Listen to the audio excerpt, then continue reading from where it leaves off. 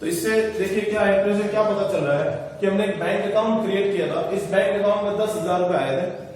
उस 10,000 में से हमने 3,000 का पेमेंट किया था, तो कितना गया 7,000 रुपए बचे हमारे पास में। इस 7,000 में से हमने यहाँ पे पेमेंट कितना किया, अभी 6,000 का हमने पेमेंट किया, तो 7 में से 6 के बचे कितने 1,000 रुपए, 1,000 रुपए हमारे पास ही पड़े। आपको बात समझ आ गई यहाँ पे कि मेरे पास 10,000 रुपए आए थे, 10 में से 3 तो मैंने क्रेडिटर्स को दे दिए, 6 मैंने उसके वेंडर को दे दिया, बचा हुआ 1,000 रुपए मैंने अपना कमीशन जो अपने पास ही रखा है। इससे एक नया अकाउंट क्रिएट हुआ था, vendor suspense account. Vendor suspense account कितने से क्रिएट हुआ था, 10,000 से। 10 में से देखो यहाँ पे हमने कितना डेबिट कर दिया, 3। यहाँ पे हमने डेबिट कितना कर दिया 1,000, और यहाँ पे हमने डेबिट कितना कर दिया 6,000। तो 6 और 1 7, 7 और 3 10, तो 10,000 से क्रेडिट किया था, 10,000 से डेबिट कर दिया, तो vendor account, vendor suspense account तो हो गया क्लोज।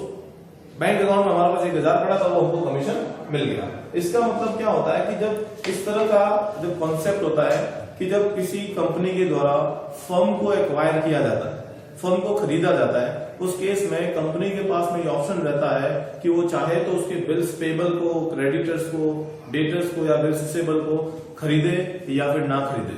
लेकिन उसके साथ में एक एग्रीमेंट जरूर बना सकते हैं उस फर्म के द्वारा कि आप अगर हमारे डेटर्स और क्रेडिटर्स को नहीं खरीद रहे तो उनसे पैसा वसूल करने का, उनको पेमेंट करने का आप काम कर ले, उसके बदले में हम आपको कमीशन प्रोवाइड कर देंगे। तो उस केस में ये एंट्रियां लगाई जाती है।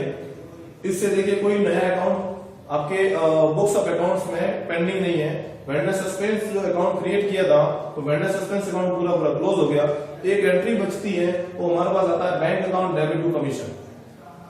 क्योंकि देखो वेंडर सस्पेंस यहाँ जो वेंडर सस्पेंस क्रेडिट था 10,000 से, और यहाँ पे वेंडर सस्पेंस तीनों को जोड़ते तो 10,000 से क्या हो गया, डेबिट हो गया। तो 10 और 10 0 हो गया। यहाँ पे अकाउंट आपका वेंडर सस्पेंस का खत्म हो गया।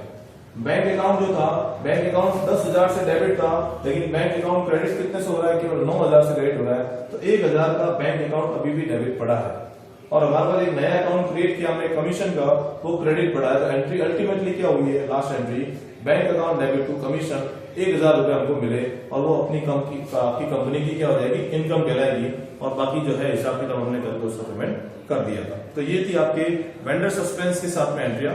वैसे वेंडर सस्पेंस के साथ अगर एंट्री नहीं करते हो तो वेंडर डेटर्स के नाम से एंट्री कर सकते हैं, वेंडर क्रेडिटर्स के नाम से एंट्री कर सकते हैं, बट उसमें कि आपको एंट्री ज्यादा लगानी पड़ती है, ज्यादा हिसाब करना पड़ता है। ये सिंपल फॉर्मेट है, सिंपल कॉन्सेप्ट है, इसके थ्रू हम क्या कर सकते हैं, क्वेश्चन आंसर कर सकते हैं। तो ये हमारे पास एक कॉन्सेप्ट था किसका, इक्वेशन ऑफ बिजनेस का।